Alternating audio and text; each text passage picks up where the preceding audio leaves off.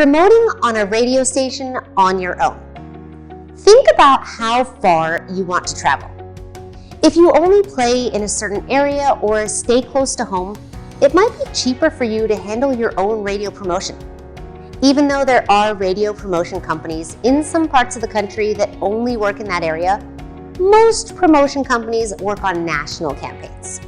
If you don't plan to tour outside of your region, or if you want to move more slowly from region to region, the cost of a national campaign may be too much for you right now.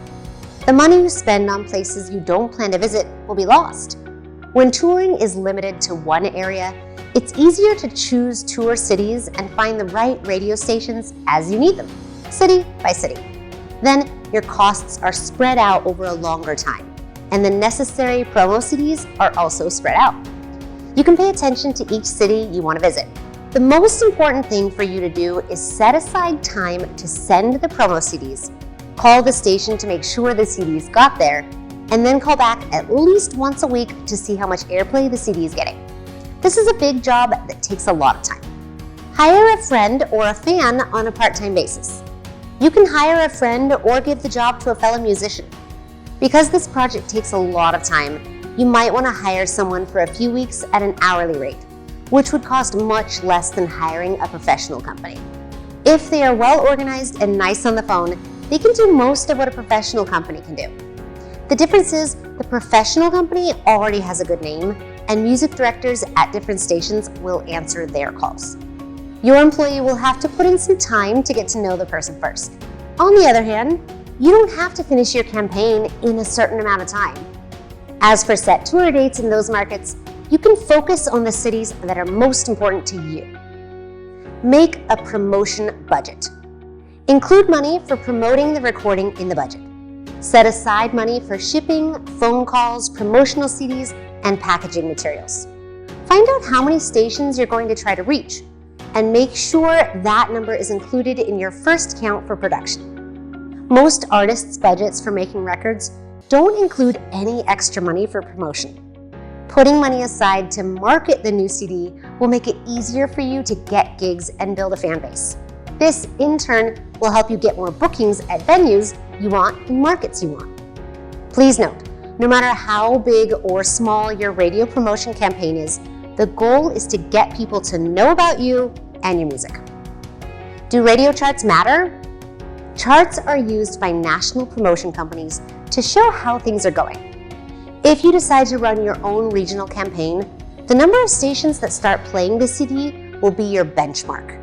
If those stations report to a certain chart, it is not unheard of for a self-promoted CD by an independent artist to make it to the top of that chart. We know of several artists who ran their own successful campaigns and got on the charts. If you are a Verse1 client, you can view your radio chart position on your artist dashboard. Publishing royalties from radio. Many artists might ask, will I get BMI ASCAP royalties if my music gets played on the radio? The truth is, it is BMI ASCAP's job to pay airplay royalties. The amount of money you make from radio depends on how much radio spins you get, and most records that are played on the radio don't make more than a few dollars from publishing, especially if the artists don't make the effort. Our advice is, get your publishing in place before pitching to the radio. A new independent act probably won't get a check from BMI or ASCAP because they won't get enough airplay on the bigger stations.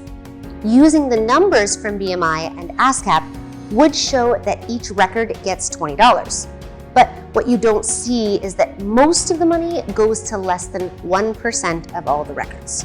The major label and major indie records, because they get the most spins because of how much marketing they do.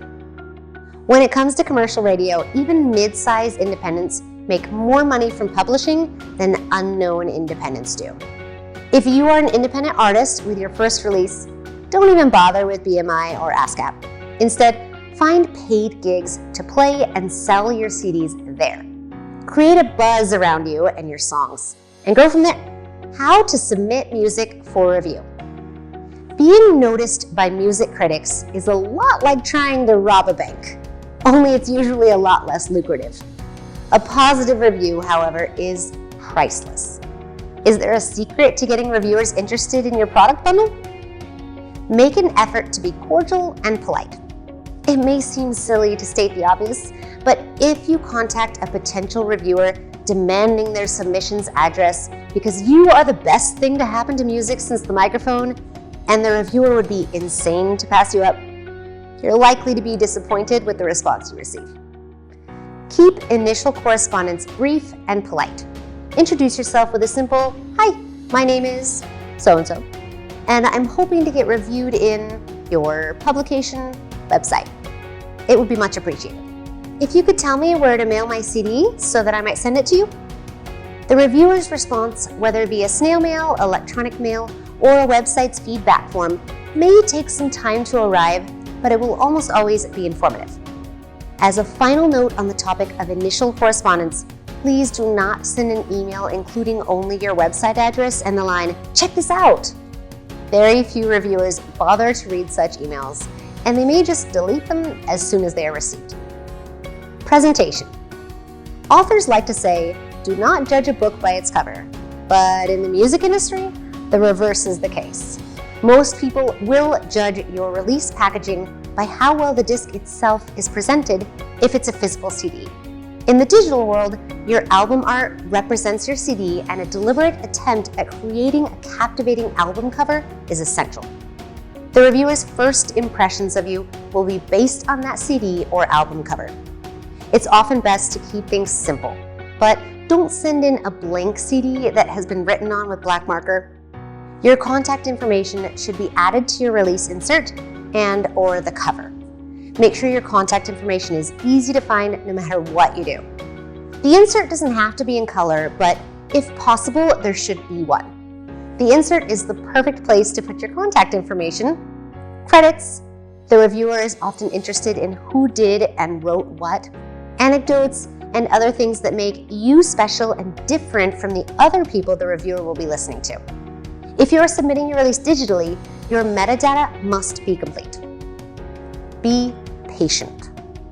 Be patient, but that doesn't mean you shouldn't ever talk to the reviewer again. Remind the reviewer that you exist. Don't do it every day though. Wait a few weeks before you talk to them again. Reviewers have a lot on their plates, and depending on the publications they write for, they may be weeks or even months behind on their reviews. Act like a pro. Even more than how your release presentation looks, how you treat people will show how professional you are. A good reputation takes a few minutes to completely ruin it. As with anything else in the music business, you never know when someone who was nice to you will be able to return the favor. It's all about the people you know. Make sure you're the kind of person who helps good ones, and it will all come back to you. Be nice and don't ask why your release wasn't chosen for a review or spotlight unless you want to hear what the reviewer has to say. If the reviewer tells you why, take it as a lesson and move on. Try to stay in touch with the person doing the review. It's possible that your next work will be better received. I hope that these tips have been useful. Good luck with your music for now. Things you should think about when you send in an album for review. Do your research. Make sure that the place you're trying to sell your album to is interested in your kind of music. Take a few minutes to look around the website and see what they post. If it's only hip hop, they might not like your latest recording of punk or hard rock. Don't ask people if they want to hear it. Are you trying to get in touch with a place that writes album reviews? Good. Are they looking at the music you're making? Excellent. Now, it's likely that they are already interested in or at least curious about your music. They probably don't have time to respond to every email. So, don't ask them if they want to listen to it. Instead, tell them a little bit about it and show them where they can listen to it. Give a link for streaming. Why? Why send a bubble envelope and pay for shipping when you can just send a link to a streaming video? At this point, it's just a first listen and a quick evaluation. How long would it take to upload the album to a private SoundCloud set and share a secret link? If you are a Verse One client, once your release is delivered to DSPs, you will receive an automatically generated smart link. If you must provide a download link, keep it small and simple. Do not send a Google Cloud link or any link that requires the listener to sign up or log into the platform to listen to your music. Again, your songs should be available without requiring users to sign up. Don't send mass emails. Just don't. It seems like a good idea, but it doesn't work at all, especially if you're talking to someone for the first time. If you have 15 hours to connect with potential reviewers, make sure you know who you want to talk to and write personalized emails. It's better to send 10 good, targeted emails than 150 random ones. Do you like getting a lot of emails at once? Well, nobody does. Keeping in touch or not keeping in touch? I'd say yes if your follow-up message was useful. How? First, don't try to make the reader feel bad about not answering or posting yet. It's been 3 weeks and I still haven't heard from you. Bad idea. Instead, use the publication itself to connect.